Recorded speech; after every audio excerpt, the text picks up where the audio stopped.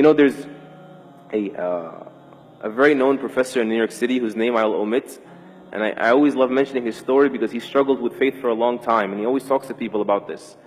And he was an atheist, and he came back to Islam, and he says, I read a line for Muhammad Iqbal, and it just shut me down. And all my research was finished, and I said, there's no running from this.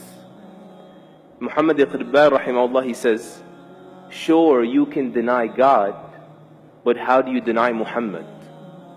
Alayhi salatu wassalam.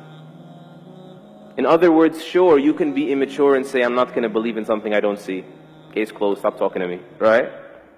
But how do you deny someone who lived in the flesh here, who God communicated with? How do you deny the reality of Muhammad sallallahu alayhi wasallam? How do you explain that? We need to revisit that. How does a man get born in a vicious environment, alayhi salatu wasalam, and he becomes this beautiful, soft, delicate, bashful, merciful person who was content when people couldn't even be patient, and was merciful when people couldn't even be just. And he was gentle with kittens, and he praised people for taking care of animals. And then on the battlefield, he's on the front lines. And the tough guy is the one that can stand by his side. Or the brave person, more respectfully, because these are the Sahaba. Right? Al-Bara and Ali, they say the tough one is someone that could come near him. He's on the front lines, alayhi salatu wassalam.